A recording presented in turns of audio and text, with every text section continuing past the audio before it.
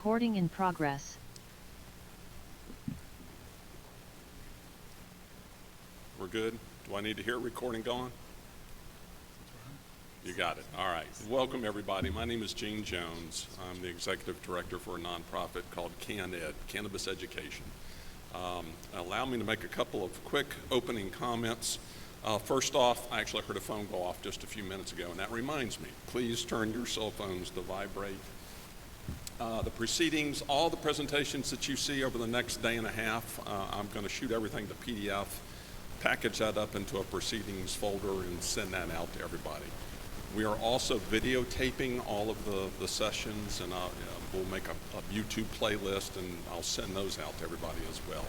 Probably will be the end of next week before I get that done. List of participants. If you do not want your name, contact information released, please let me know. We will be packaging out a list of names and affiliations that will go out to everybody, and then the sponsors and VIP and exhibitors are going to get the full database. So again, if you don't want your contact information released, please let me know. Bathrooms are down the hall by the escalators on the left-hand side. We have a handout table inside the exhibit hall if anybody wants to place any handout materials. All the breaks, receptions, continental breakfast are going to be in the exhibit hall. Lunch today is going to be in, I believe, Salon 9 and 10.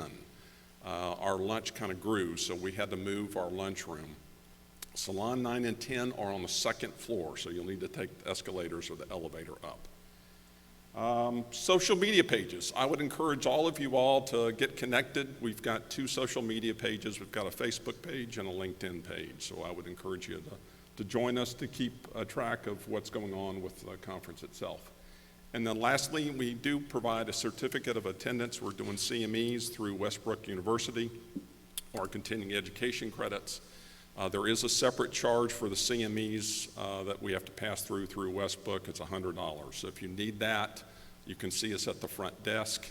We also have affidavits of attendance. We don't do sign-in sheets because we're also virtually streaming this.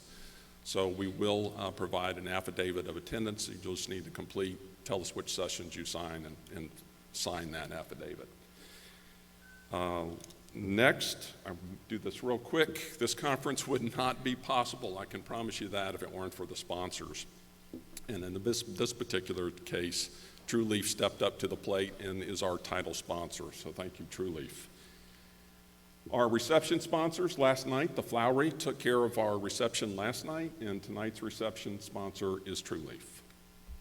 Our gold sponsors are Age Vital Wellness, Cannabis Business Solutions, and then Watson Strategies. Thank you, Mr. Watson. Silver sponsors, Common Sense Supplements, Obend, Hilt, House of Hilt, the FAMU, MMERI, Greenleaf Accounting, and then Med7. And then our contributing sponsors, these are folks that help us get the word out.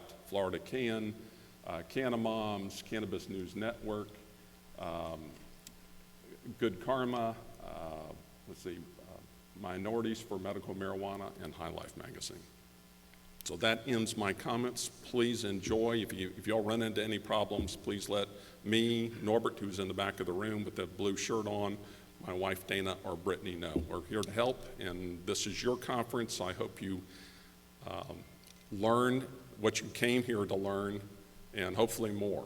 So with that, I'm going to turn this session over to Dr. Troutt, who is the lead medical director for Trulieve, and we've got 3 presentations that I think will kind of set the stage for the event. So with that, Dr. Troutt, all yours. Thank you. Welcome, everybody. So first of all, I'd like to start by thanking Gene and all the support staff for hosting such a wonderful event for us all to gather here today. This is my first presentation in person since COVID, so it's been almost 2 years and it's a little interesting being out again. In fact, I was so excited. I've been having trouble sleeping the last couple of days, and it had me thinking in the middle of the night, boy, it's a shame that insomnia isn't a qualifying condition for cannabis cards here in Florida. But with that being said, I'd like to go ahead and get us started. and introduce our first speaker, Ron Watson, President of Watson Strategies and Director of Government Relations and Northwest Area Sales Representative for Move by Verano. Ron, thank you. Thank you.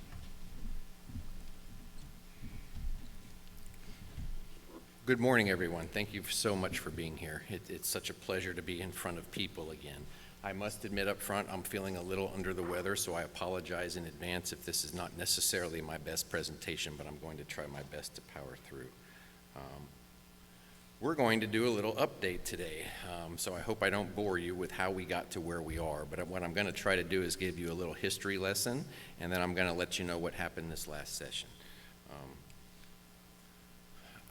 Always start off with who you are. Of course, my name is Ron Watson. Believe it or not, I've been lobbying for over 31 years now. I should have a gold watch, and I should have stopped this by now, but for whatever reason, I keep doing this. I got my start in the early 90s lobbying for the Department of Business and Professional Regulation.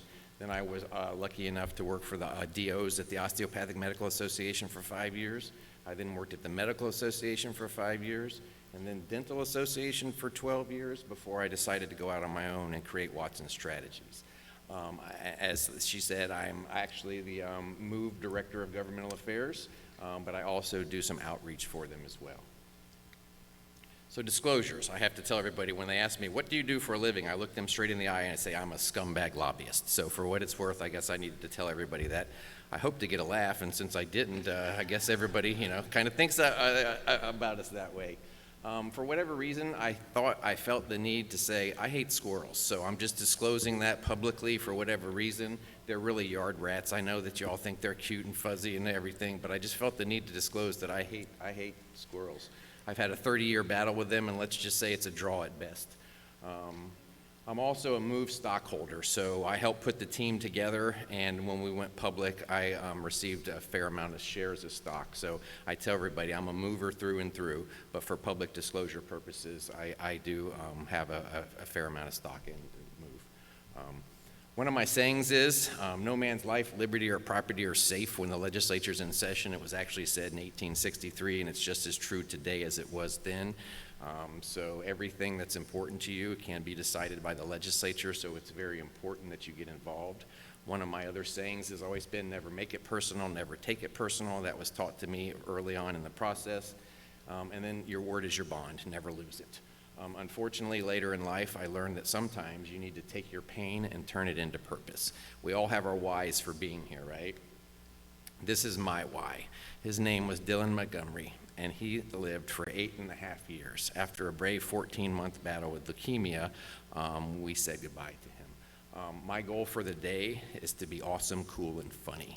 And the reason that is my goal is about 12 months into his 14-month battle, on the whiteboard down at Shands, under goals for the day, my son had written his goal for the day was to be awesome, cool, and funny. And every day since then, that has been my goal. Because I figure if somebody passing away can have that goal, we should all try to strive for that. So, the medical cannabis licensure structure in Florida. Not to bore you, and I'm sure most of you all know this, but we're vertical here. So you really can't compare Florida to Colorado because of the licensure structure being so different. So what does that mean? Obviously, we know what vertical and horizontal mean. But here in Florida, if you get a license, you have to do everything. You have to be the grower, you have to be the processor, and you have to own all of your own stores. So all the products that are on Trulieve shelves were grown by Trulieve. All the products on our shelves, vice versa.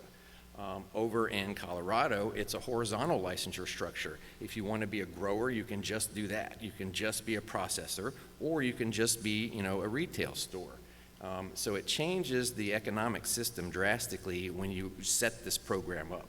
So you really can't compare, or it's hard to compare Florida to Colorado because of the licensure structure. So again, vertical versus horizontal, limited licenses versus open registration. We have 22 licenses in Florida now, and they're all vertically regulated.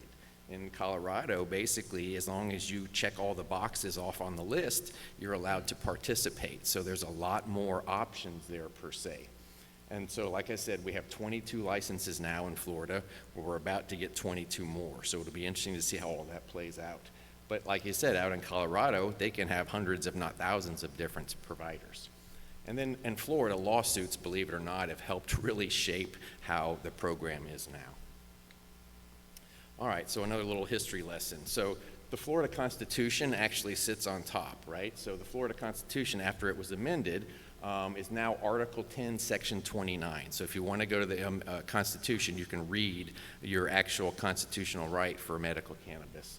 The legislature then created the regulatory structure which sits underneath the Constitution, and that, if you want to look at the statutes, is 381-986 in the statutes. Underneath the statutes, the Department of Health, through the Office of Medical Marijuana Use, actually has established rules. And they also have emergency rulemaking process too. So you have the Constitution, you have the laws, and then you have the rules. And they all have to kind of work in that order. Then you also have local regulations, and what the law says is the locals can ban the dispensaries, but if they don't ban them, they're supposed to treat them like a pharmacy. And my joke is the locals heard the ban part loud and clear. Hardly any of them heard the treat me like a pharmacy part, so we continue to work on that, dispensary by dispensary. So how did Florida get to where we are? It's actually been a progression. We started in 2014 with what was called the low THC or Charlotte's Web bill. My life changed one day when I was sitting in a committee meeting in 2014 when the mama bears were talking about, please, legislature, can you just let my child try this, please? The line that changed my life was the mama bear said she prayed every night for God to take her child because the suffering was just too bad. I started crying that day in the audience because the night before my son passed away, I made that prayer once, and he was gone the next day. And I always wondered why God answered that prayer, but didn't answer the thousands of other ones that we had had. So, believe it or not, that day I went home, and my wife is sitting in the back of the room, and I said to her, honey, I got a great idea. I want to quit my well-paying job at the Florida Dental Association. I want to start my own firm so I can talk about medical cannabis for children. What do you think? Well, here we are all these years later, so thank you, Dana, for allowing me to do this crazy thing that we did. All right, so what happened in 2014? Well, originally, the conditions were only cancer, seizures, and spasms.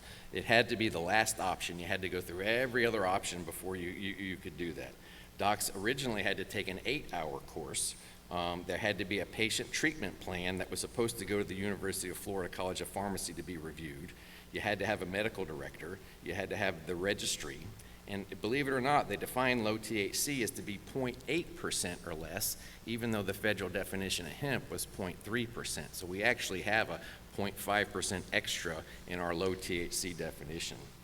The original bill also banned smoking, but it allowed vaping, and it was silent on edibles. So the original bill also basically created the vertical integration system. They divided it up into 5 dispensing regions, and then this is where the language that required a 30-year nursery that had to have 400,000 plants were the only individuals eligible to participate. There was about 98 nurseries that actually could have done this. So that bill passed. There are some skeptics that believe that the only reason that that bill passed, possibly, is because there was a constitutional amendment pending later that year on trying to allow medical cannabis full strength, not just low THC. Well, unfortunately, in my opinion, it failed. But it failed at 57.6%, because in Florida, you have a requirement of a 60% threshold. So I had some stats. Believe it or not, it got 887,000 more yes votes than no votes, but it failed. It got 500,000 more votes than Governor Scott, but it failed. It failed to reach 60% by only 141,000 votes. So I have all kind of stats. I was crushed. It was a hard day. We worked very hard on that. Unfortunately, in my opinion, it didn't pass. So we came back the next year in 2015, and I had what I called a glitch bill. It was fun trying to put a bill together where we were trying to correct the mistakes in the first bill. Then I also had some policy issues, and then I had some pretty big changes in the bill. Unfortunately, it did not pass. That was the year they went home early, believe it or not. But what they did pass that year was a bill called Right to Try. And basically, to simplify that, it said if you're dying, what the heck, you might as well be able to try unproven drugs from the FDA. It did not include cannabis, although we tried to get it in 2015. So come back in 2016, the constitutional amendment number 2 is on the ballot again. So the cynic would also say maybe they did a little bit more this time because they knew that amendment was coming and they might try to thwart it again. So in the right to try bill, what happened was they added medical cannabis to the right to try bill from the year before. And so,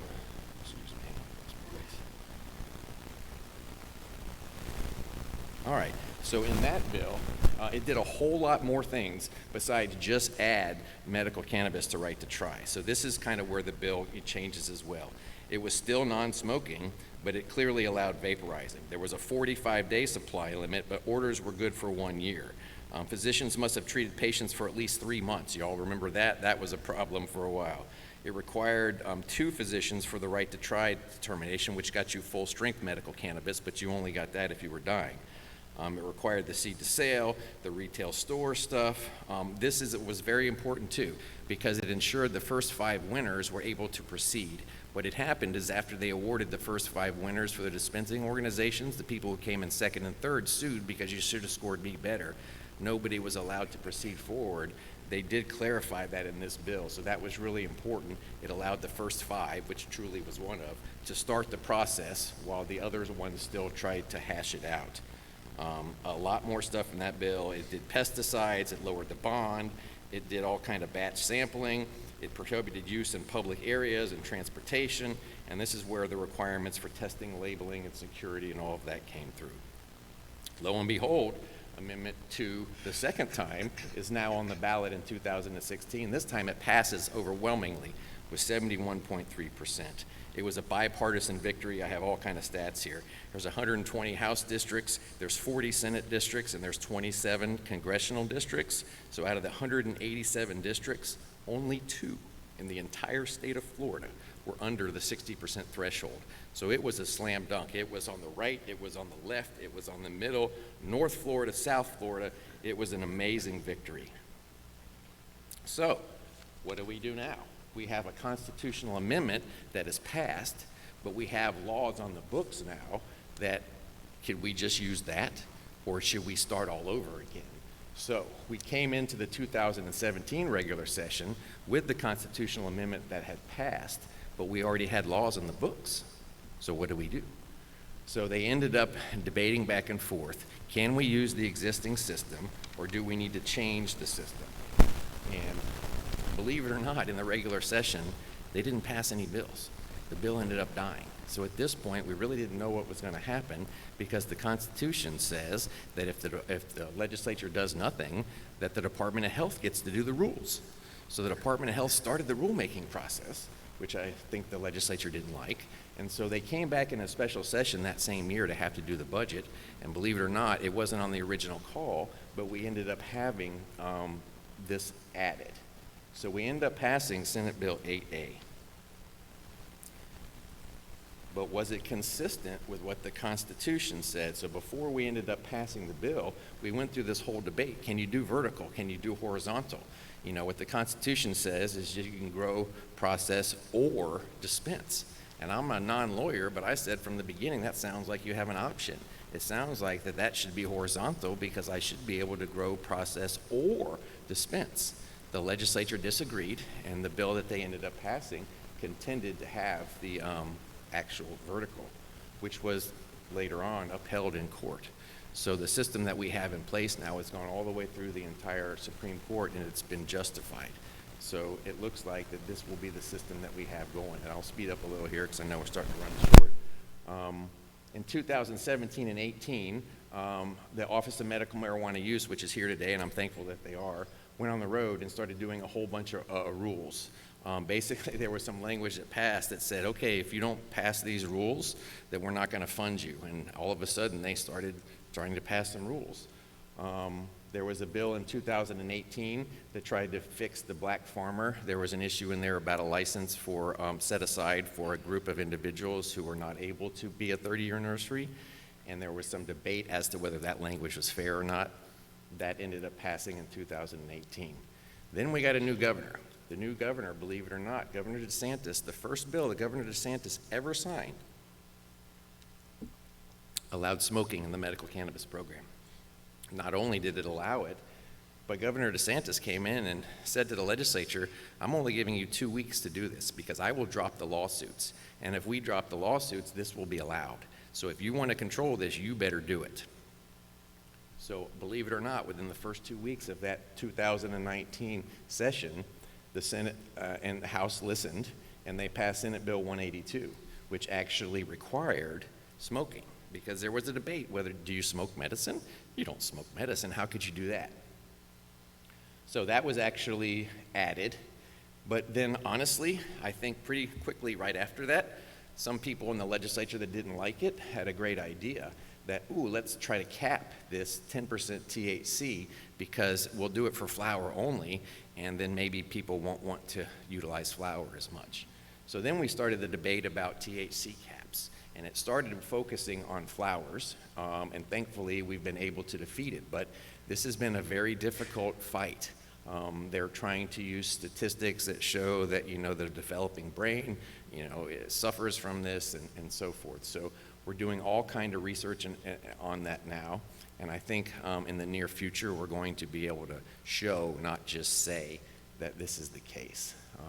So moving forward in 2020, the hemp regulation bill passed, which was a big deal too. But then that year we also got edibles and lab testing rules moving through the process. So that was a big improvement as well. You come back in 21, the THC caps die again. And then also in 21 is where the Supreme Court actually upheld the system that we have right now. So I guess and doesn't really mean and, or can mean and. All right, so that gets us to this last year. What happened this last year in the Florida legislature? And I hate to say this, but if nothing bad happens, it's a darn good year. So let's just say this last year was a darn good year because nothing bad happened. But what I'll tell you, and I'll give a lot of credit to Representative Andrew Leonard, who I think is going to be here tomorrow on one of our panels.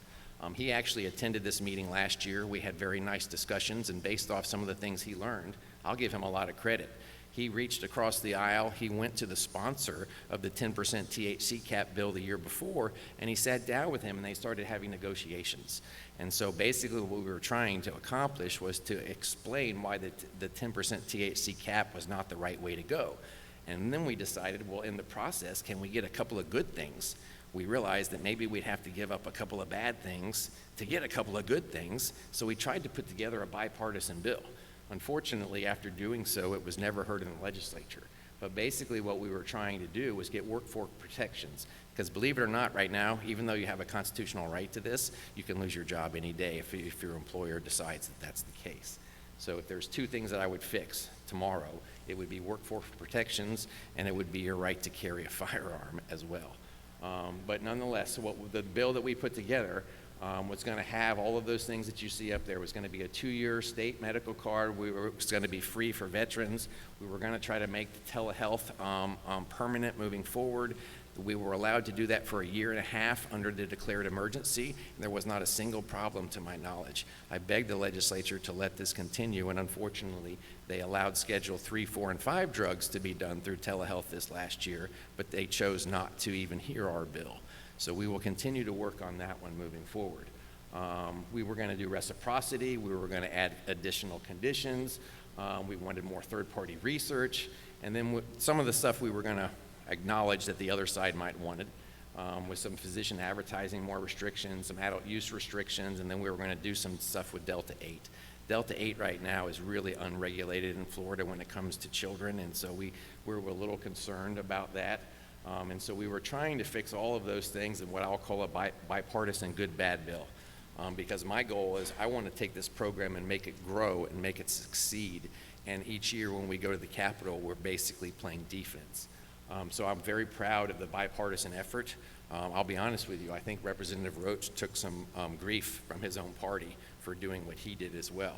So for those two legislators, it doesn't always happen in the process, but every once in a while people can reach across the aisle and try to work on something. So I hope we're able to do this again next year. One of the bills that did pass this last year was the Department of Health bill. They have all kind of stuff in that bill. One of the things they had dealt with medical cannabis. Senator Brandis, who is about to be termed out, has for years and years tried to pass this language that I will call use it or lose it. A lot of the licenses, when they were awarded, didn't necessarily get up and start working right away, and there was some belief that they were just trying to flip them. So Senator Brandis is like, look, if you're going to get one of these restricted licenses, you better start trying to, get product out there. And so after all these years of trying, he got some language in the Department of Health bill, and I call it use it or lose it. So it says basically, if it's time to renew your license and you haven't gotten all the way to the end stage of dispensing, you don't get to renew your license. So that language actually passed this year. I thought that was great.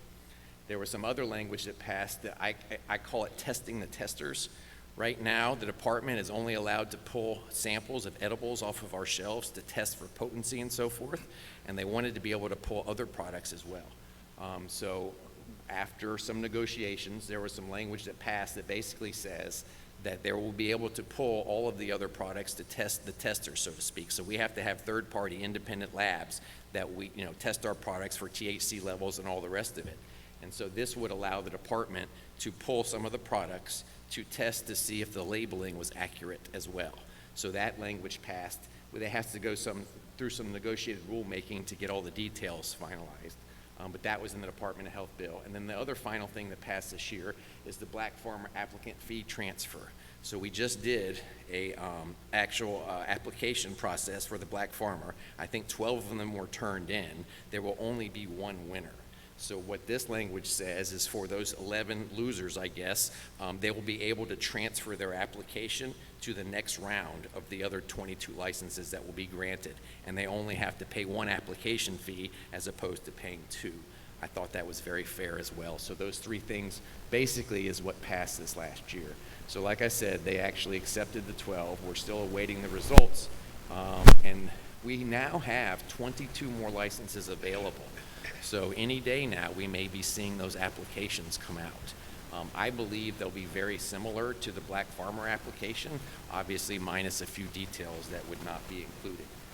What the law also says now is that every 100,000 patients that's added to the program, they add 4 more vertical licenses. So that's how we have 22 waiting right now. All right, so the rule update. Oh boy, don't even get me started on this one. 35-day rolling limit for smoking cannabis. All right, so in the law, what it says is that you can have 6 35-day periods. The law also says that you can never have more than 2.5 ounces in any 35-day period. Up until recently, that was interpreted to mean that from day 1 to day 35, you get all 2.5 ounces. It was use it or lose it. If on day 1 of the next cycle, I got my other 2.5 ounces, if there was any left over, I didn't get that. So it was like a day one kind of situation. They've changed that now, where it's now a rolling 35-day limit, where now it's based on the day that you purchase. So you only get that credit back 35 days after the day that you purchased. So you'll never really have a full 2.5 ounces ever available to you again, unless you go 35 days without purchasing anything. So I'm hoping that we can fix that. There's also required in law what's called an exception form.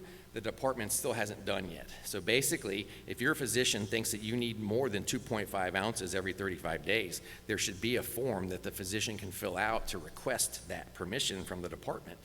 Unfortunately, there's no form that exists right yet. So even though there's a limit on 2.5 ounces, there's no exception form.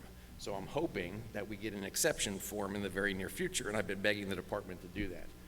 The other thing in law, it says that there's a daily dose rule. This is coming. We'd gotten an early draft, which kind of caused some controversy. Maybe the numbers were great, maybe they weren't great. But I want everyone to understand this is required in law. So the department will be doing another rule coming up that Bailey is going to set the daily dose amount for each route. So sublingual, topical, oral, and so forth is now going to have a cap per day and a cap per 70 days, But again, there's supposed to be a form that the physician can fill out to request more. And the way that it works is that the department doesn't say yes or no in 14 days, your answer is yes. All right, I would like to thank Nikki Fried. She's a Democrat, believe it or not, but she sued President Biden's administration who's also a Democrat. Why? Because every once in a while, things are so important that parties shouldn't matter. Long story short, back to if I would solve two problems, it would be workforce protections, and it would be being able to purchase and get my concealed weapons permit very clearly without any issue. The problem comes is when you have to do a level 2 background check. The feds have on the level 2 background check a question that says, if you're a medical marijuana patient, you basically have to answer this yes, because you have a drug problem, because they don't want guns going to people that have mental health or drug issues. And unfortunately, they've interpreted that to say, hey, if you have a medical marijuana card, you have to check this box yes. That makes you fail your level 2 background check, which means you can't buy new guns, and it means that you can't necessarily pass the background to get your concealed weapons permit. There's ways to go around it. Nikki has admitted that she has both, that she owns her card and she's also a patient. So it is possible, but you got to do it in the right order. She's trying to clarify that, and I hope she wins. All right, so where do we go from here? I know I'm running out of time. Like I said, we got 22 more licenses that are coming. 2 of them will have what's called a citrus preference, where they get like bonus points if they had something to do with the citrus industry. And these emergency rules will come out any day now. I didn't really get into emergency rules. Believe it or not, the Department of Health Office of Medical Marijuana Use has emergency rulemaking power. They've had it for 5 years now, which means tomorrow when I wake up, they can drop a rule on me and it's effective that day. Normally you have to go through this long process to get a rule in place. They have an extraordinary power with these emergency rules. And so every morning when I wake up, I'm like, ooh, are any new rules today kind of thing. So any day now, we should be seeing most likely emergency rules on the new applicants. Adult use, it's not gonna happen in 2022. There were 2 actual efforts, and they were both tossed by the Supreme Court. One already had over 500,000 signatures, and it was tossed for clarity purposes. And then also Regulate Florida was also tossed by the Supreme Court. So unfortunately, we're not going to have anything in 2022. Do we have anything in 2024? It's yet to be seen. The legislature continues to try to make it harder, frankly, for us to be able to do constitutional amendments. And unless you have $10 to $15 million, you might not even start the process, because that's what it's going to cost. What do the feds do? I think if they do anything, it's going to be descheduling and states do what you want. And unfortunately, in the environment that we find ourselves in now, I don't think Florida will do it themselves. So it will most likely have to take a constitutional amendment. I'm trying to get my Republican friends in the legislature to realize this is coming, and that they should own this issue, and that they should do it themselves, so then they can frankly take credit for it, and that they can also shape it the way that they want it to be. So real quickly, this is the Office of Medical Marijuana Use. Know this, this website is actually wonderful. They have all kind of information on there. Pro tip, if you just click right on the regulatory information button, don't let the drop down come, click right on it. You go to all the rules and regulations that I were talking about. You can scroll through them all, and they all have them live right there for you. So it's really a good website. They also put out a weekly report right here. It's also great information. You can see we have 723,000 patients. And it also has the amount of doctors that we have on there. It puts out a list of all of the MMTCs, and it puts how many dispensaries they have, and it also puts all the amount of milligrams that they've sold each week. And believe it or not, could you imagine if we did this for opioids? If we did this for opioids and we knew every single doctor in the state that wrote a prescription for this, and we could put a report out about it every week, wouldn't that have had a little bit of difference in a different crisis? But anyhow, we do that for medical cannabis. So if you click on any one of those, that's actually a live link. We're all required to have websites. If you click on the 4th one down, you're going to go to this website, which is awesome. But anyhow, one of the things we do as well is we also, if you're looking for a doctor, we have outreach. We go all around the state. And if you are looking for a physician, we actually have on our website all of the different qualified physicians that we work with, and you can locate them that way. Some of our products, that's our website. And then I just wanted to say, I hope this was awesome, cool, and funny, because that's what Dylan taught us. And the highest honor of my life, if you ever go into any of the Move stores, there is a plaque on the wall that says, "Be awesome, cool, and funny," and it's dedicated to my son. So thank you all very much for being here. God bless you. I'll be here all weekend and available for questions.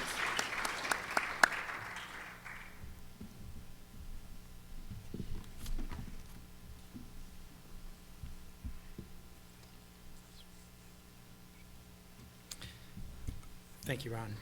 So you hate squirrels? I've got gophers tearing up my front lawn, so I feel your pain.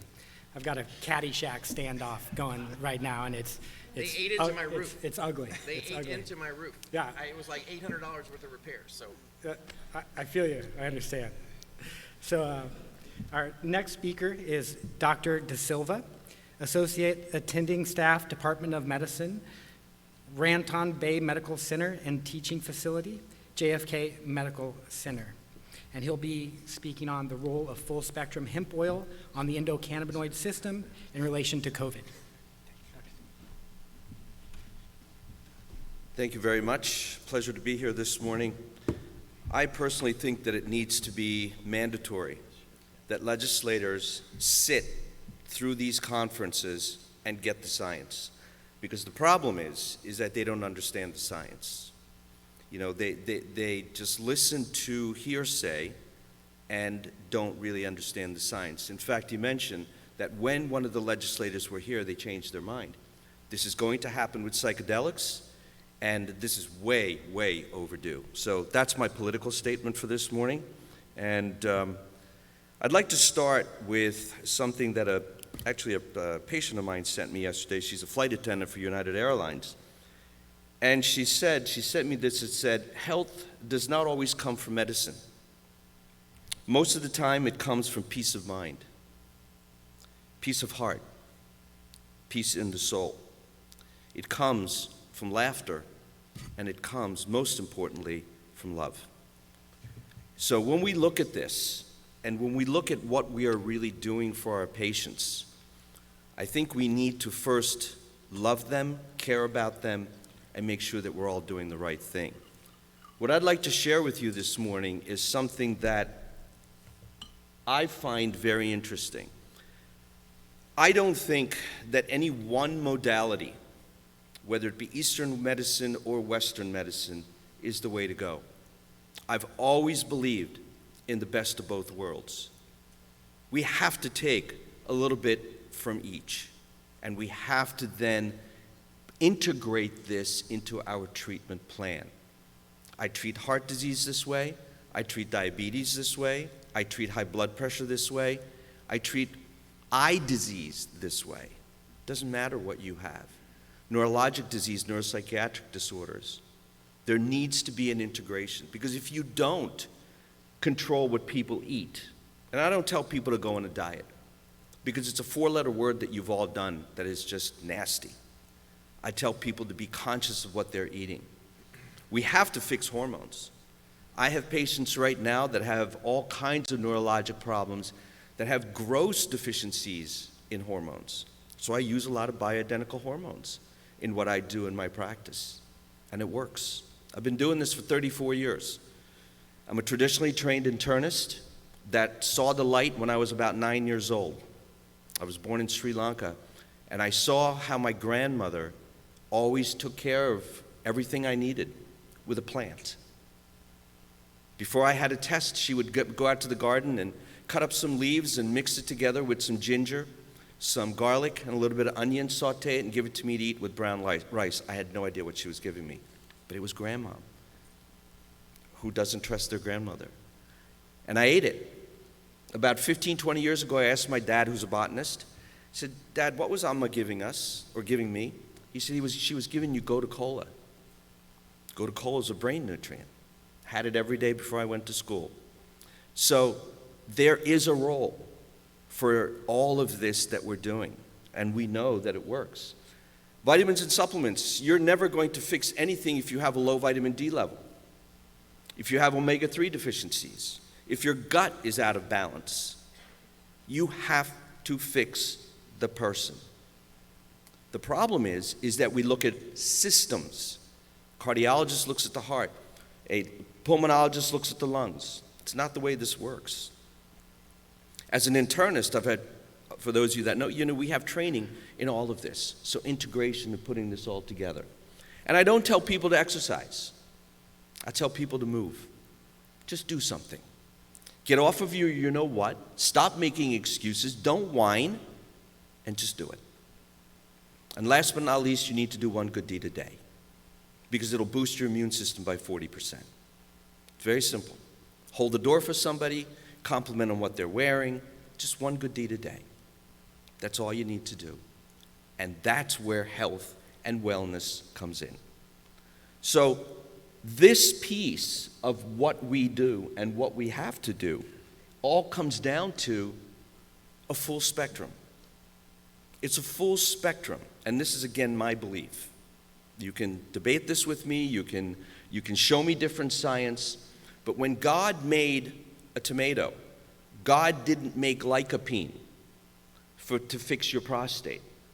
God made a tomato.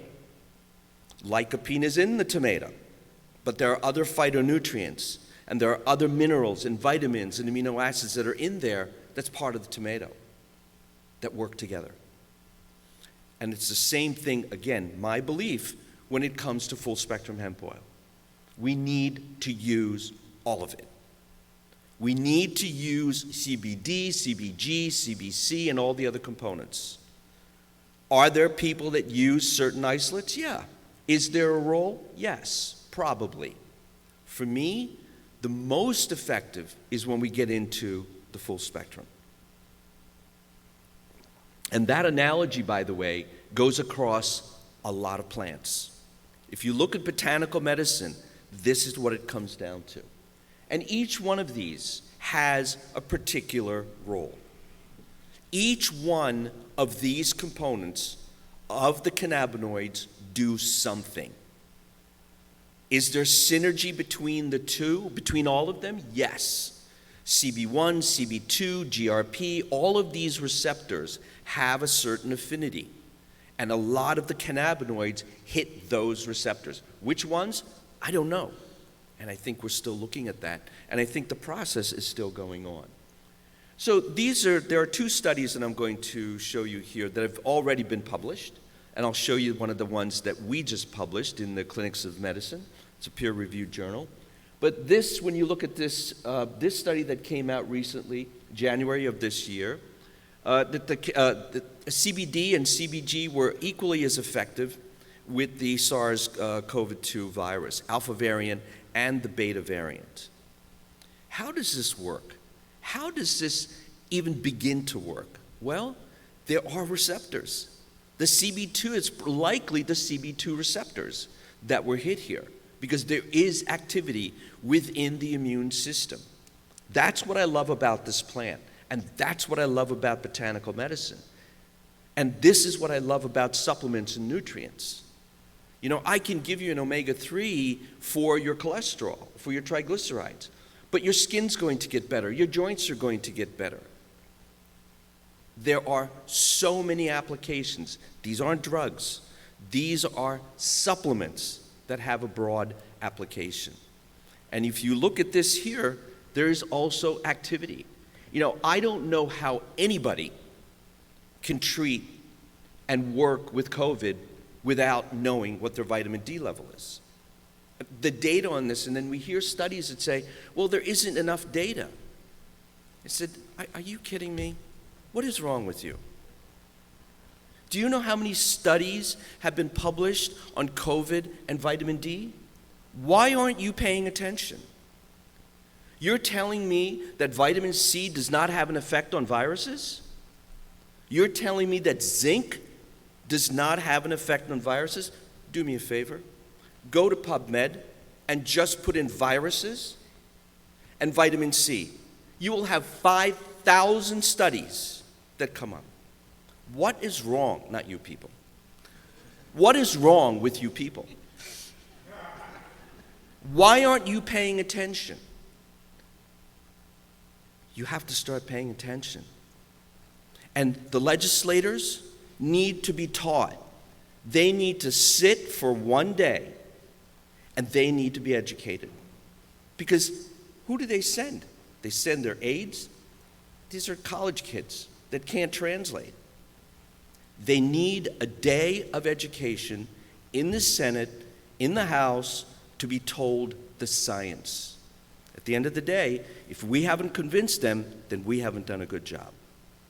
But that's where it needs to start, because your job is going to become a heck of a lot easier when they know the science.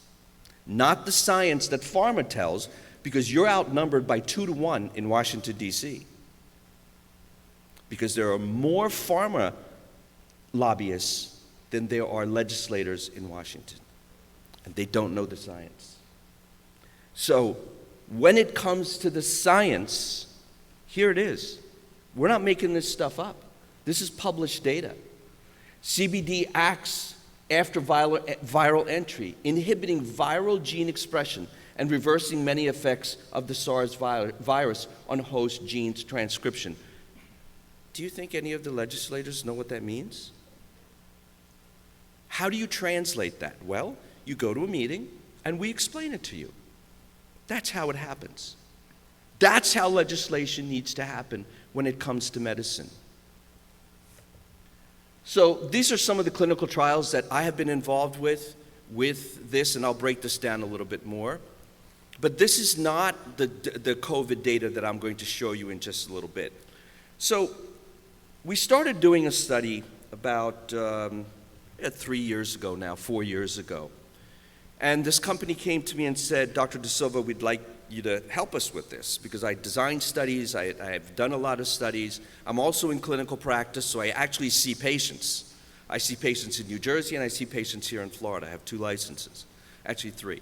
But anyway, we started looking at this and said, what is the biggest problem when it comes to disease today? The one that always stands out is inflammation. The word inflammation comes from the Greek word inflamme, which means to set on fire.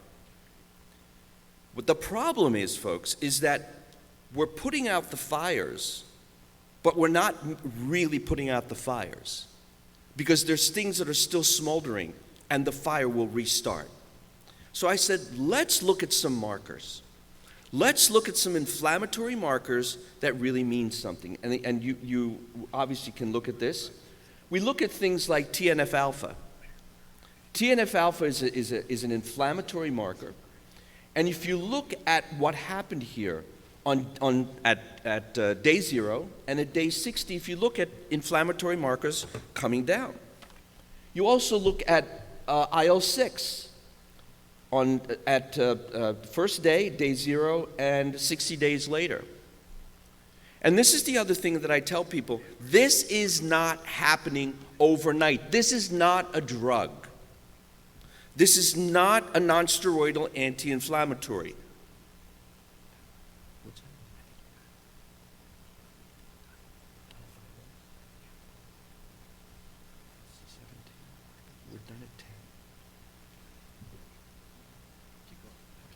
So it's just a political discussion here. We're trying to get through the legislative session. But IL-6, and you can see how those numbers came down. C-reactive protein. Again, C-reactive protein comes down. Homocysteine. Why did we look at homocysteine? What is homocysteine, by the way? What is homocysteine? Come on, I don't have a lot of time here. Time's running out. Actually, you do. That's all yours. Yeah, that's what I thought. That's what I thought. Okay. So, what's homocysteine?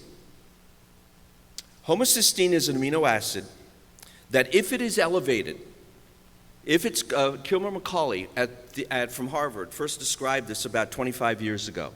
Children with homocystinuria were accelerating were dying of heart attacks in their teenage years. Homocysteine is an amino acid that cuts the inside of the blood vessels. It's an inflammatory marker that insurance companies don't pay for anymore, because some geniuses from, I won't mention the university, said it's not relevant. Again, what is wrong with you people? The data on homocysteine is incredible. And if you look at CRP and if you look at homocysteine, it's an inflammatory marker, and it came down with the use of this product. HDL and LDL. How do you raise HDL? Besides exercise, people don't exercise. People are too lazy. Omega-3s. If you smoke, stop smoking. I don't understand anybody can smoke today. You know, I just don't. If you smoke, and you come to see me in my practice, you got 3 months to stop. Otherwise, you're wasting my time. Go away. If your blood sugar goes up if your A1C goes up 0.1 within the next 6 months of seeing me, I'm done with you. Because you're not involved. If you're not engaged, why are you wasting my time? We have got to start telling our patients, we love you, and start playing some tough love. You got to do what I tell you. If you're not taking your supplements, if you're not doing what I tell you, go away. Go away. And if you look at HDL and LDL, this is not easy to move. But we had movement when it came to the product that we were testing. Diabetes. So yesterday, I spoke about, and this is going to be your next chore, is to convince the legislator that psychedelics have a role. You think cannabis was difficult to get through the legislator? You're going to be standing on your head spitting nickels before you can get legislators to understand that there's a role for psychedelics. And if we don't, we will keep using drugs that don't work. Ask the psychiatrists that are in the audience here. I spoke to 3 of them yesterday. They don't work. Depression, anxiety, there's a role here. Why did we include diabetes in this? Why did I look at A1C? Why would I even think about looking at hemoglobin A1Cs in a study that has to do with inflammatory markers and full spectrum hemp oil? Please, somebody tell me how my brain was working.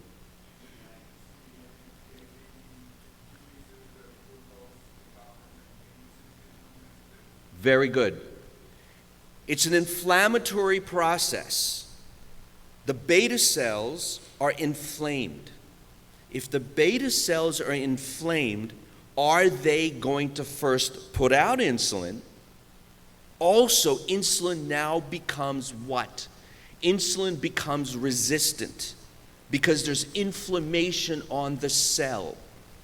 If there's inflammation on the cell, you can decrease that inflammation, you will increase insulin sensitivity. Very simple.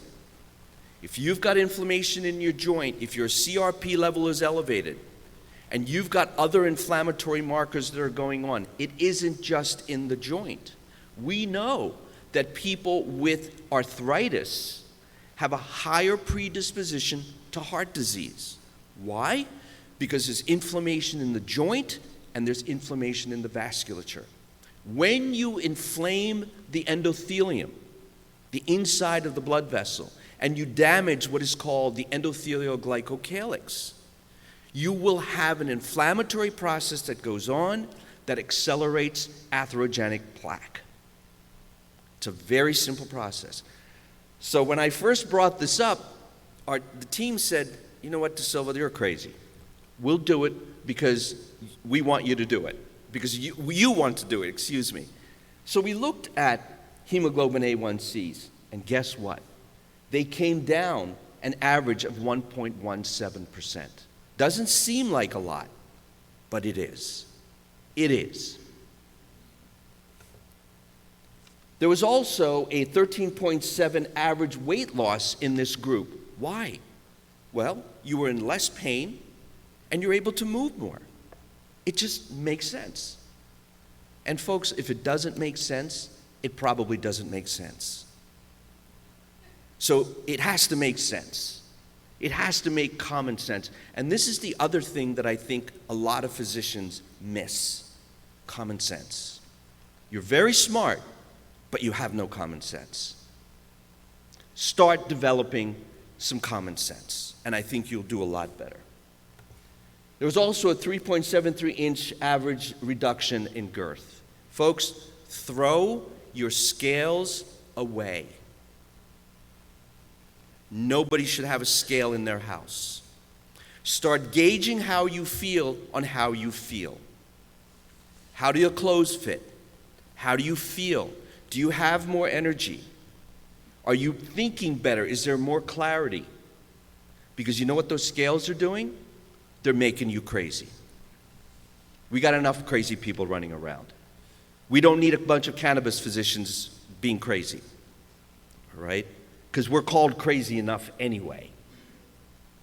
Throw the scales away. And this is what I tell my patients. I don't want you weighing yourself. Throw it away. 10 millimeter reduction in systolic blood pressure.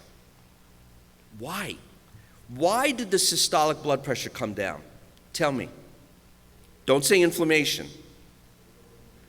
I'm sorry? Vasodilatation, exactly. What is systolic hypertension? Systolic hypertension is called stiff aorta syndrome. Stiff aorta syndrome is an old garden hose. It does not have the flexibility that a new garden hose does. And as a result, if that garden hose is stiff, what's going to happen to the systolic blood pressure? It's going to go up. Mechanism of action, that's how it works. What full spectrum hemp oil does is that by reducing inflammation, it will increase flexibility of the blood vessel. It will rebuild part of the endothelium, and it will rebuild part of the endothelial glycocalyx. And that's another whole lecture. If you don't know what that is, stop by in the exhibit hall. I'll be happy to explain that to you and what it is. But a 10 millimeter reduction in systolic blood pressure. Also, time to sleep. You know, how does something like this work? I remember when I first started looking at this about 15 years ago, I said, there's no way that this one botanical can do so much. And then I started looking at the receptors. They're all over the body. And it's the same thing when it comes to again, I'm sorry I'm beating this up so much, but the whole psychedelic movement. There is a role. There was a 54-minute change from placebo in deep sleep to the product that we looked at, and an 18-minute change from placebo for the time to sleep. So what I do is I will take this. I don't have any trouble sleeping. I did a residency. For those that did residencies, you know that we can sleep anywhere. So, you know, for me, sleep is not an issue. But there are times that I use this because I want a better night's sleep. So time to sleep, about 30 minutes before, I will take it. So this is the paper that we published, and this is the paper that was published in a peer-reviewed journal called Clinics in Medicine. And I'd like to go through the data here. And here's to set this up, what happened. In the middle of our study, 2 years ago, a bunch of our patients got COVID. And the question came up, oh boy, now what do we do? Do we stop the study or do we keep going? Well, the CEO, who was standing in the back of the room, Matt Smith, said, let's keep it going. Let's keep it going. And let's see what happens. I don't need to read all these numbers to you, but the bottom line was we kept going. And we started looking at these patients. And guess what? We showed the same thing. We decreased inflammatory markers. TNF-alpha came down in these patients. What is the most important thing that we can do for COVID patients? Decrease inflammation. Decrease inflammation. Once we activate the angiotensin system, this is where all the problems begin. I personally had a friend who's a pulmonologist who was he was diabetic. He had an autoimmune disease. And guess what? I thought we lost him twice. He had a lung transplant. He was very fortunate to have a lung transplant here in Florida. And he's alive today. I honestly did not think he was going to make it. One of the first things that I gave him, and it was overnighted to him.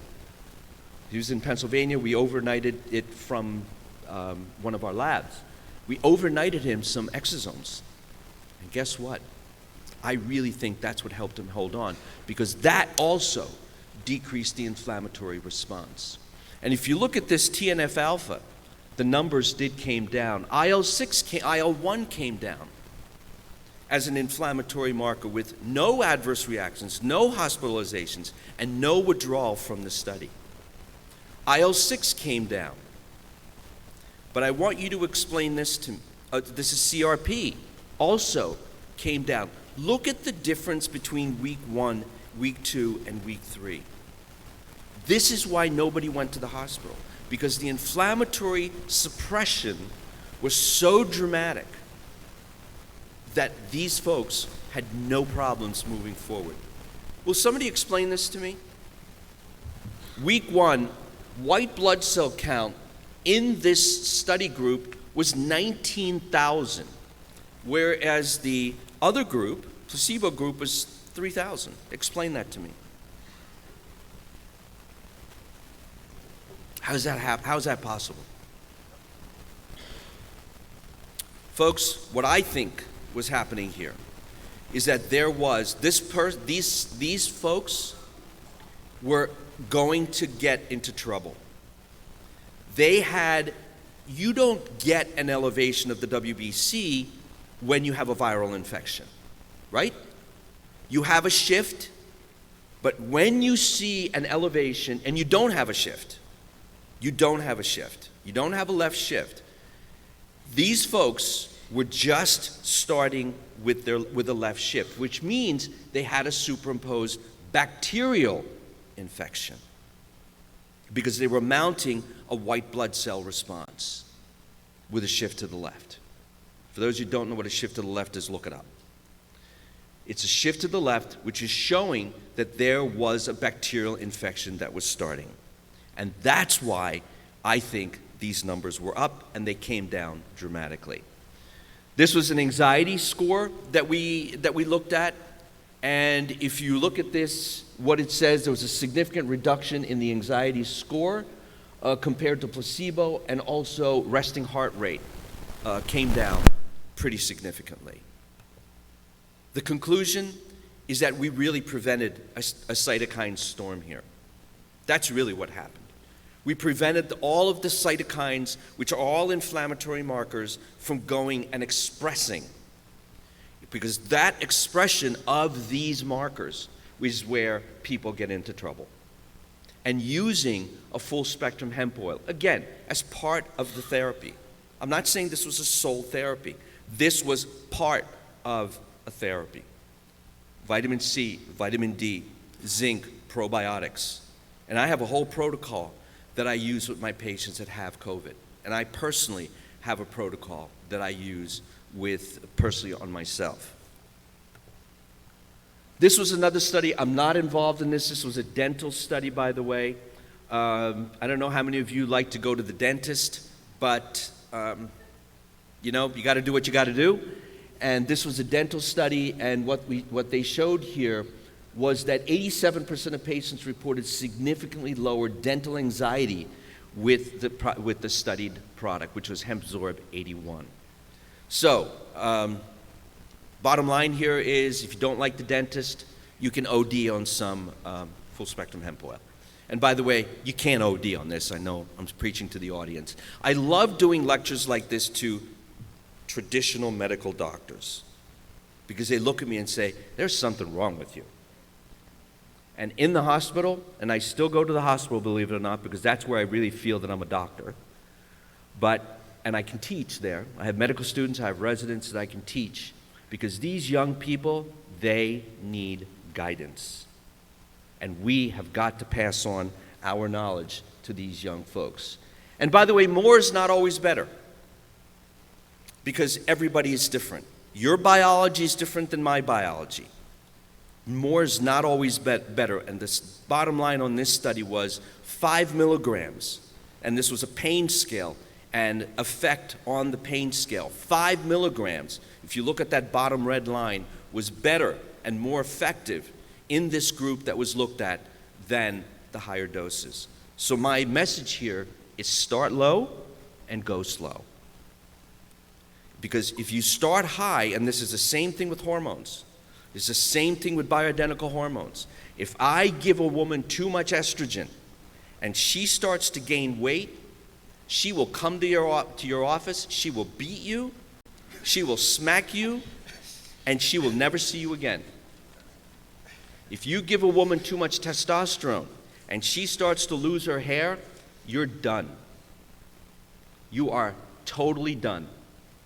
Start low and go slow. These are some of the trials that we've done with the Med7 product, and these are some of the data that I presented to you, and this is my last slide. This is a slide that is not, I'm Roman Catholic. I've been with the Franciscans for a very long time. I have a very, very close dedication to the Franciscans. And for me, this is not a prayer. For me, this is a way of life. I thank you very much for your attention. God bless you all, and have a great day. Thank you.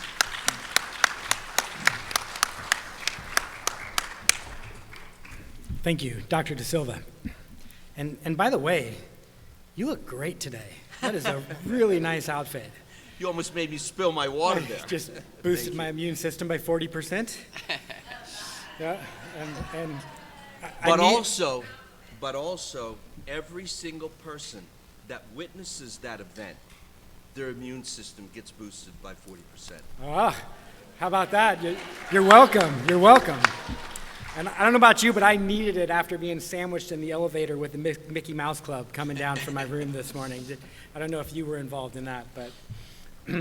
So our next speaker is Dr. Terel Newton, Florida Medical Director for Trulieve, Medical Director for Total Pain Relief, and Interventional Pain Consultant. Dr. Newton.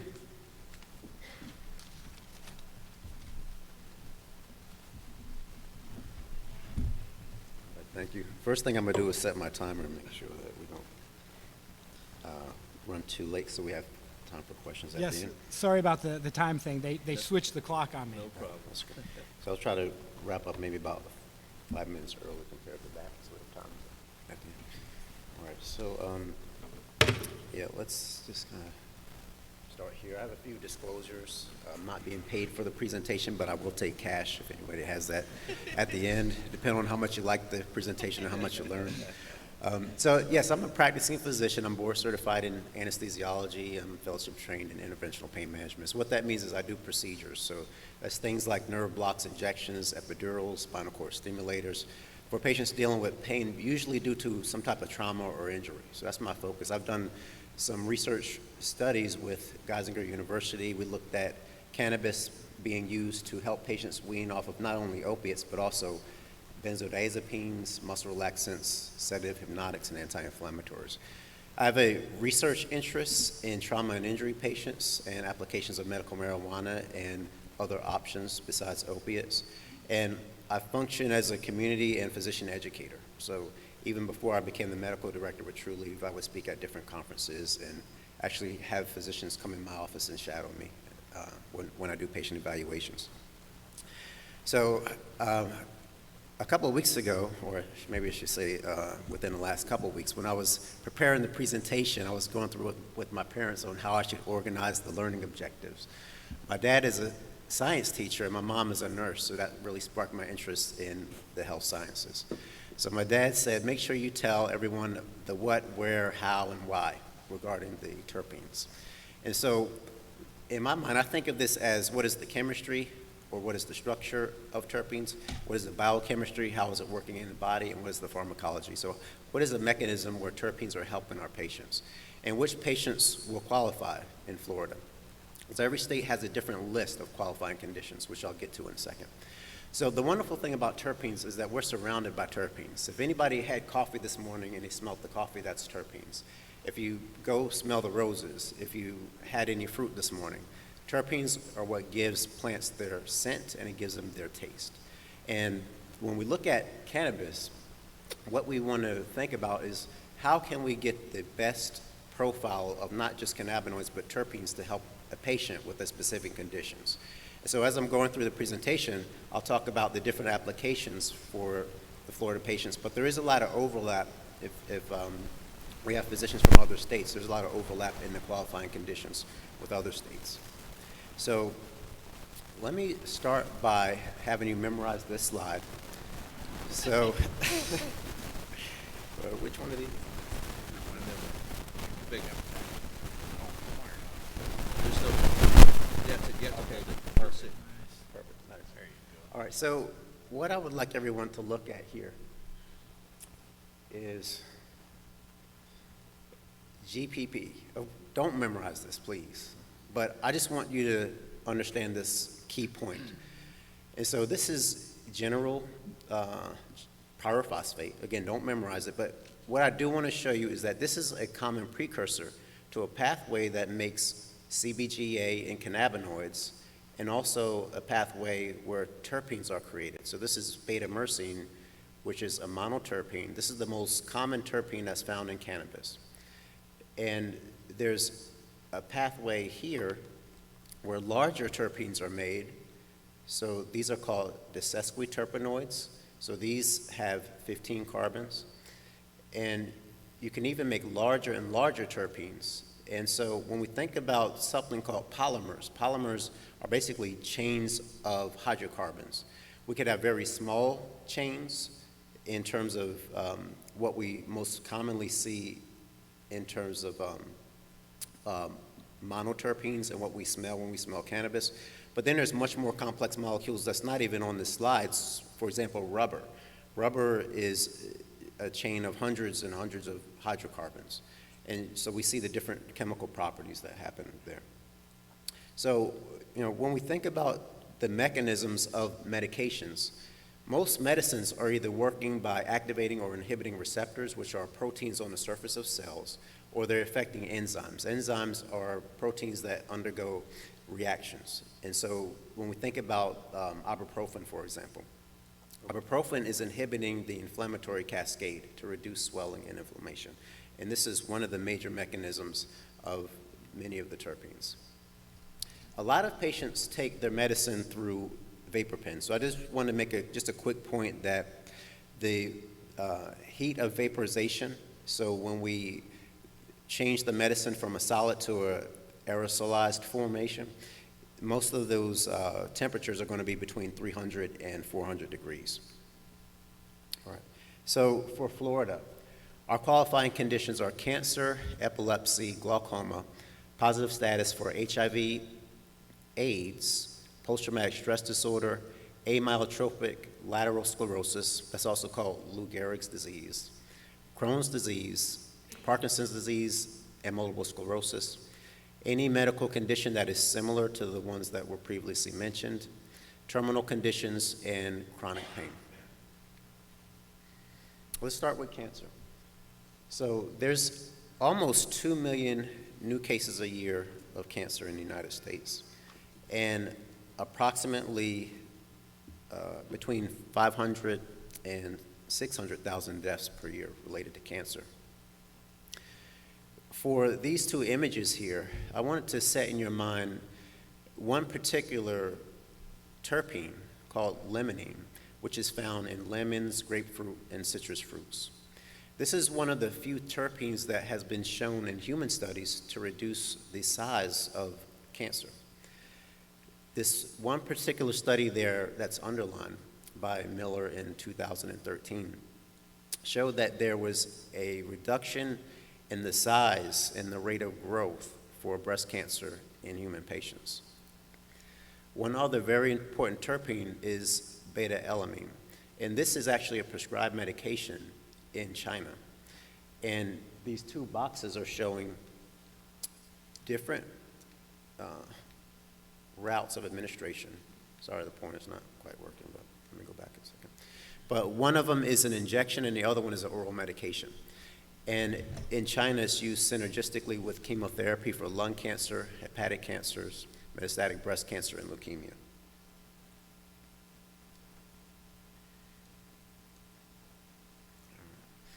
So epilepsy is another common condition. Usually we'll recommend CBD, which works very well, but we can change the cannabinoids that we recommend for patients. If we're not getting good results with one particular chemovar, we can change by adding another one with the terpene linalool. Linalool functions as a anticonvulsant, and its mechanism is very similar to CBD. So one of the mechanisms of seizure activity is when you have too many excitatory neurotransmitters. Glutamate is the main one that is inhibited by CBD, and it's also inhibited by lanolol. And this is one of the other mechanisms how lanolol also helps patients dealing with chronic pain issues. So Dr. DeSilva talked about inflammation. And so one of the slides that you had showed the reduction in IL-6 and TNF-alpha. Believe it or not, the terpene D-limonene, so we can call it DeSilva limonene, inhibits TNF-alpha and interleukin-6. Not only that, but it also helps with weight loss. And you mentioned inflammation in your presentation, and the first physician, Hippocrates, said, "Let thy food be thy medicine." Right. So this is one thing that patients can do to supplement when they're taking their cannabis medicine with the you'll hear me pronounce it different ways, because I was born in New Jersey, but I grew up in North Carolina. So I may say D-limonene or D-limonene. And so, with letting your food be your medicine, these terpenes can be taken as additional supplements when the patients are taking their medication. Citrus fruits, orange peel. There's actually a study that looked at patients taking not only orange peel, but also doing aromatherapy with linalool, and it had a synergistic benefit, not only to patient's mood, but reducing and calming inflammation. When you walk through a forest, you may smell the pine trees. And alpha-pinene is something that's very important for inflammation, and it's also a bronchodilator. Back in the early 1900s, when we could actually prescribe, we're recommending cannabis, but in the early 1900s, it was in our pharmacopoeia books. One of the indications was asthma. And the tinctures that patients would take will reduce inflammation, because not only are there cannabinoids there, there's also terpenes like alpha-pinene, which are bronchodilators and anti-inflammatories. So that's where you have patients can even breathe better when they inhale, when they take their medicine in capsule form, or when they take it as a tincture. Neurologic disorders is one of the most important conditions that we see where we can help patients. In particular, I want to mention ALS. ALS, also called Lou Gehrig's disease, is amyotrophic lateral sclerosis. That's basically a fancy way of saying that there's an area in the spinal cord that's undergoing a neurologic degeneration. And this is one of the conditions that has a very poor prognosis, and the life expectancy is about 2 years after diagnosis. There's only one medication that has been shown to improve life expectancy. I think it's called riluzumab, but riluzole is the other name, thank you. However, it only improves life expectancy by less than 3 months. Cannabis has been the only medicine that I have seen patients consistently take that have outlived that expected 2-year life expectancy. One reason we don't know the exact incidence and prevalence of ALS is because it's often underreported and underdiagnosed, and in some cases misdiagnosed. When patients have concurrent traumatic spinal cord injuries, concurrent brain injuries, and strokes, sometimes it's difficult to diagnose ALS, and it often leads to a delay in diagnosis. A few of the mechanisms of how terpenes can help with neurologic conditions. One is by boosting acetylcholine. When we think about Alzheimer's disease and the degeneration that happens in the cerebral cortex and a reduction in memory, alpha-pinene is one of the terpenes that we would want to recommend for our patients. Not only alpha-pinene, but also terpinolene has also been shown to increase acetylcholine. So if we have an Alzheimer's patient, we would want to recommend, of course, low THC, because we don't want to have the negative impact on their memory. We also want to recommend a high consumption of non-euphoric, minimally psychoactive cannabinoids such as CBG and CBD. In 1999, the National Institute of Health acquired a patent, and that was on cannabinoids to protect the brain from traumatic brain injuries. And it's not only injury due to trauma and stroke, but it's also injury due to neurologic degeneration. So Alzheimer's is one of those conditions where we want to focus on providing non-euphoric cannabinoids and supplementing with terpenes like alpha-pinene and terpinolene. All right, my favorite topic here, chronic pain. One of the things when we look at chronic pain is that we want to actually give a diagnosis. So is the pain due to an injury? Is it due to arthritis? Is it due to degeneration? Is it a nerve problem? Is it a muscle problem? Is it a problem with the brain in terms of anxiety contributing to the chronic pain?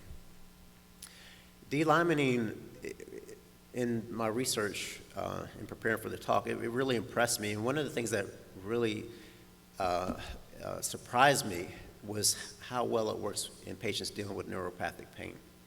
And it's been shown to reduce hyperalgesia. So when we examine a patient and you touch a patient and it's very painful, that's called allodynia. And it's a severe form of nerve damage. And sometimes patients are in so much pain they can't even tolerate putting a topical on that area. But if we get a good combination of cannabinoids and terpenes, we can really help those patients that's dealing with severe nerve problems. Another terpene that's very important for pain patients is beta-myrcene.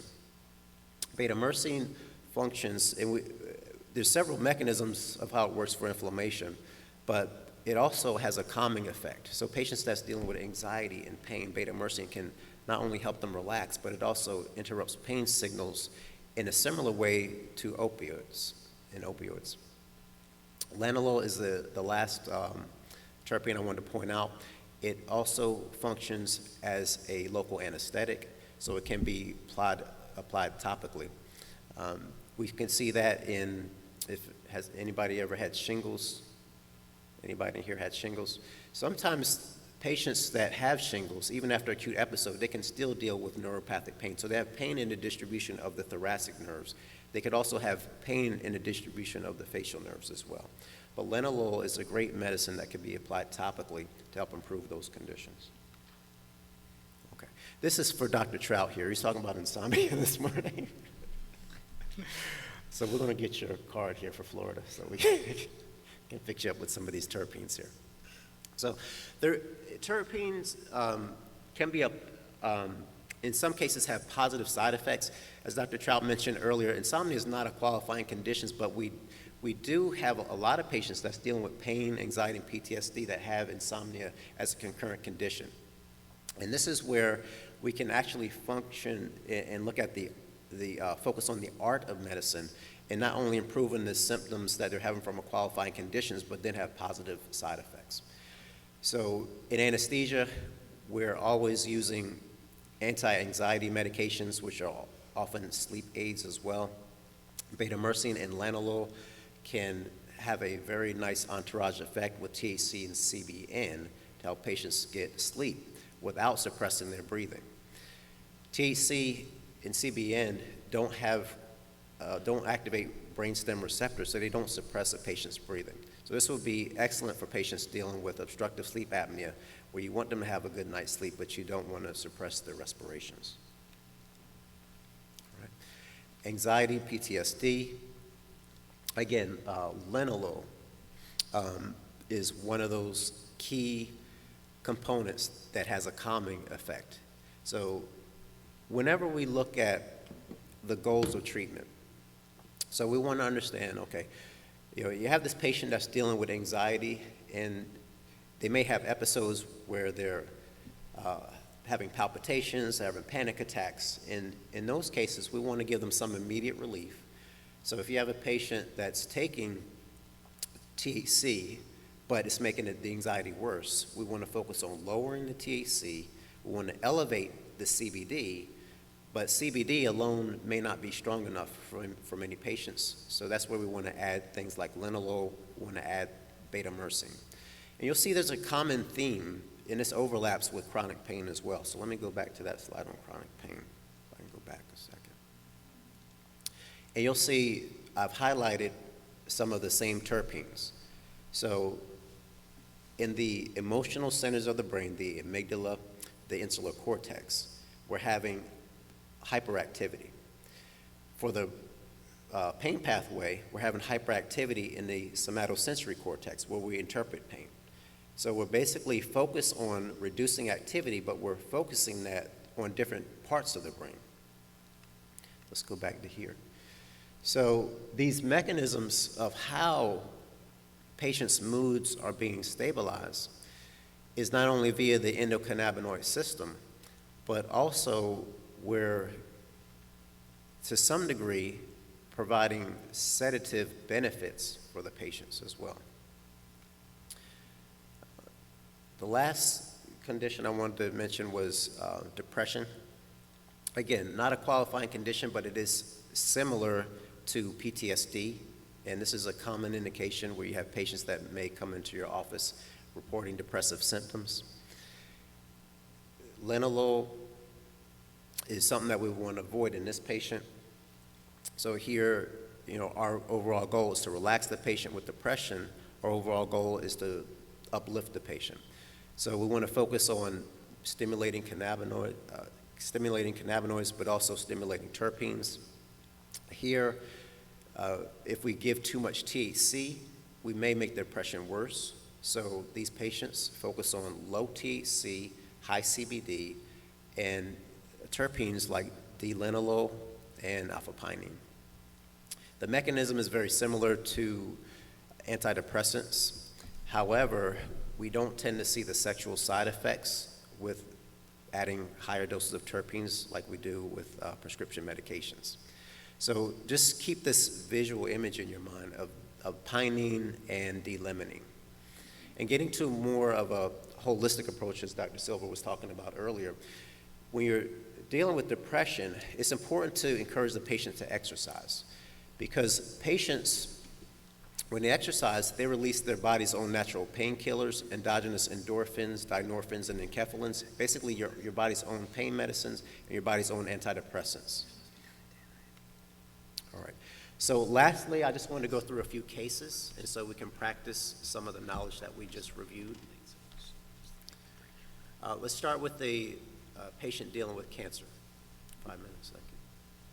So a 70-year-old with stage 4 metastatic breast cancer and depression. So I want to just give everyone just a moment to just kind of think about that first of all. And think about how you would apply your baseline knowledge that you already have with CBD and THC, and how you would add terpenes to help this patient.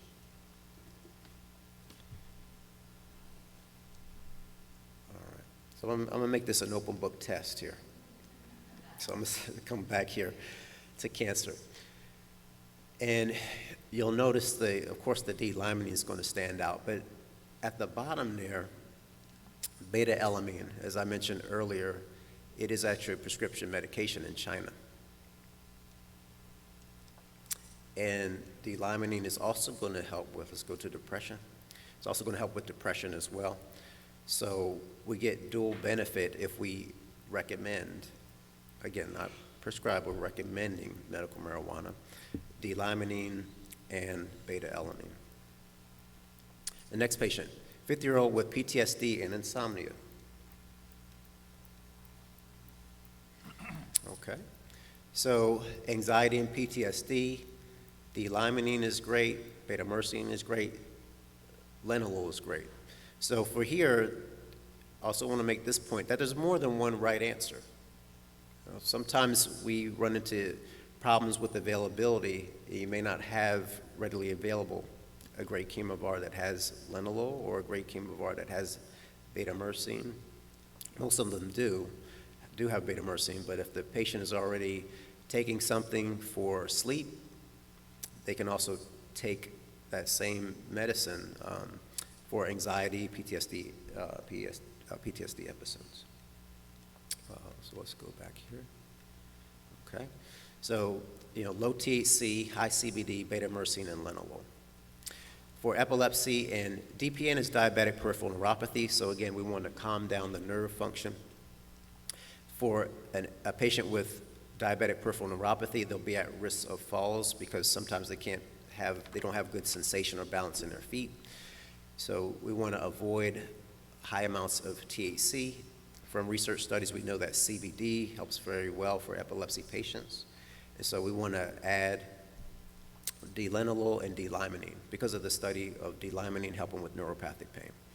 And for the last patient, a 60-year-old with traumatic brain injury and Alzheimer's disease, As I mentioned earlier, the National Institute of Health has a patent on non-euphoric cannabinoids to protect the brain from traumatic brain injuries. So for this patient, we want to give CBD and CBG, and the terpenes that boost acetylcholine, which is the memory molecule, those are the ones we want to recommend for this patient.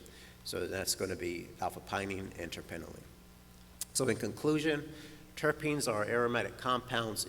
It's what gives cannabis the scent and the smell. And we're surrounded by terpenes, everything from flowers to coffee to fruits and vegetables. They're classified by the size. So we have monoterpenes that have 10 carbons and sesquiterpenes. Sesqui means 1.5 that have 15 carbons. Terpenes are found all around us. We reviewed the Florida qualifying conditions and we practice applying our terpene knowledge to 4 clinical situations. All right, thank you.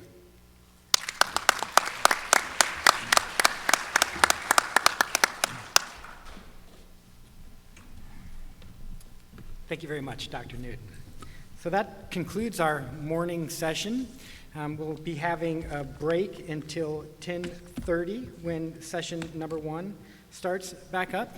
But if there are any burning questions from anybody in the audience, we do have the panel sitting here. And we got a microphone coming your way. In terms of the terpene use, is that in whole flower or is that in extract?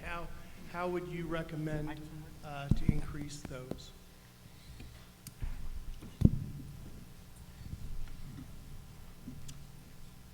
That's in, hello, I don't know if that's picking up. Okay, yeah, that's in both.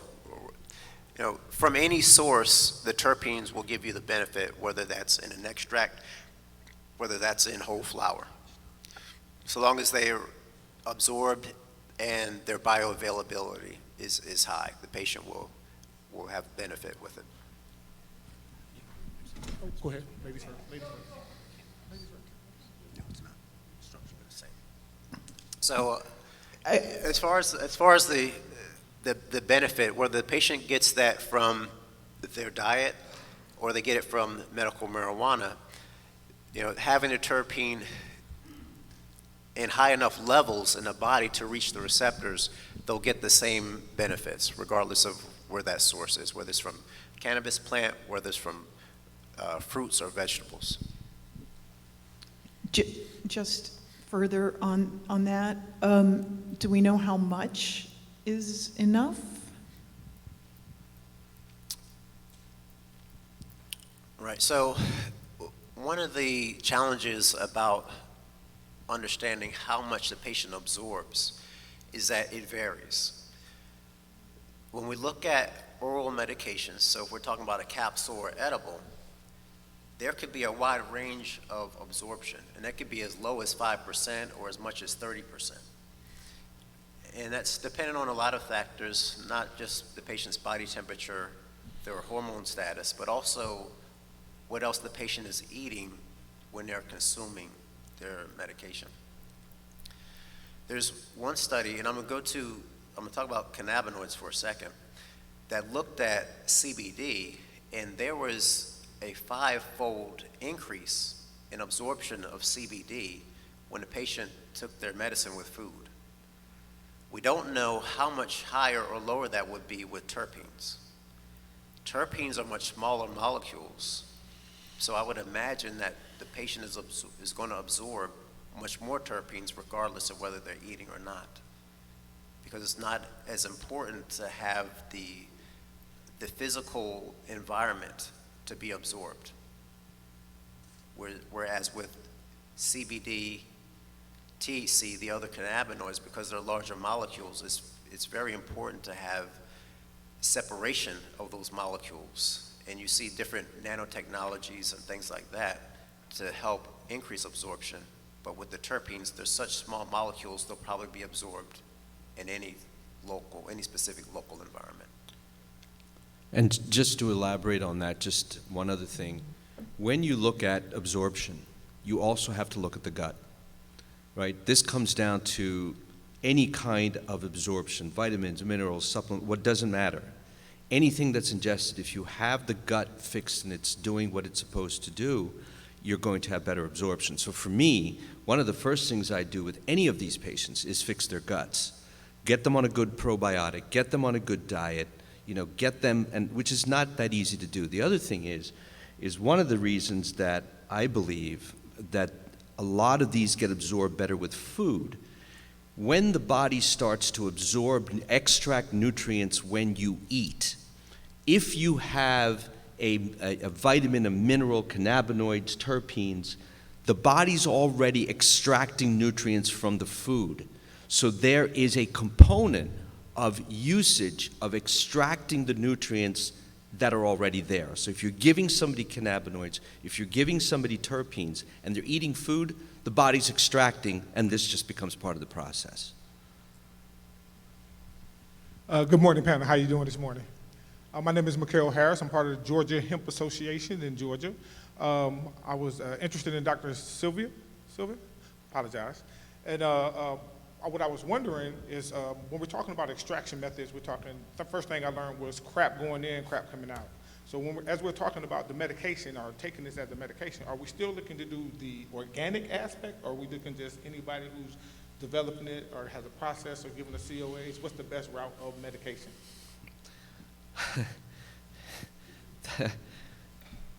That's a great question because, and I discussed this yesterday when it came to the psychedelics, and I'm going to answer this question in kind of a roundabout way.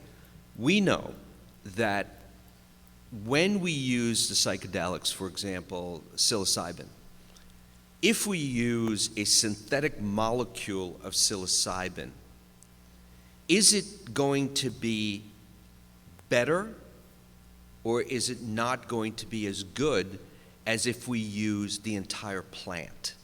Because even psilocybin has various components. It's like full spectrum hemp oil. It's got an entourage effect of how it works. And I think it comes down to, what are we doing? What are we treating? I personally think that what we should be doing is adding full spectrum hemp oil into the process, but also adding some of the terpenes. And I think that the best way to do this, because then they're all going to work together, because in the full spectrum hemp oil, there are terpenes as part of it, right? That's why we say use the whole plant. So the terpenes are already in there. Do we need to boost the terpenes a little bit, depending on what condition we're treating? Yeah, I think we do. And I think what God created is a lot better than what we're going to create by far. George. For Dr. Derrick, could you comment on full spectrum hemp oils in relation to CPAP users? Full spectrum hemp oil with regard to CPAP users. Well, somebody's got sleep apnea and they've got a sleep disorder. There was a study that was published probably 5 years ago that showed that people that have sleep apnea, they were able to use full spectrum hemp oil and they had better sleep. Now, when we look at sleep apnea, we have to look at what is the cause. Are they overweight? Is there something within the larynx? Is there a problem? Is there an obstruction within the nares? So what is the mechanism and how is it happening? If it's weight, well, you have to lose weight, right? But if it's something in here, in the upper airways that is obstructing and there's an inflammatory process going on, I think you're going to have a better response. I think I wanted to kind of bring up a point. Are you asking about sleep apnea in an adult or a pediatric patient? Because there's a big difference. For adult patients, it's usually obstructive. For pediatric patients, in many cases, it's a neurologic condition where they're reducing the respiratory rate from a brain injury or some sequela from a neurologic situation. In anesthesia, we find it very important to monitor patients for periods of time with outpatient surgery.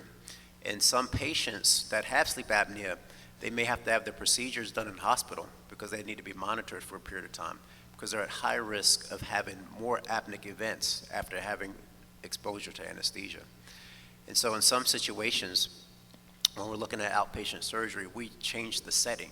And so we won't let the patient have their surgery in an ambulatory care center, but we'll make them have the surgery at a hospital so that they can be monitored overnight till the next day to make sure they're not having any worsening of their sleep apnea. All right, I'm going to ask that we hold on questions because we're into our break, and I know our exhibitors want to see you in there. Real quickly, my clumsy fingers missed one of my sponsor slides this morning, so I have to recognize our platinum sponsor, Verano, and completely am apologetic for that. We're at break now. We'll be back here in 30 minutes. Thank you.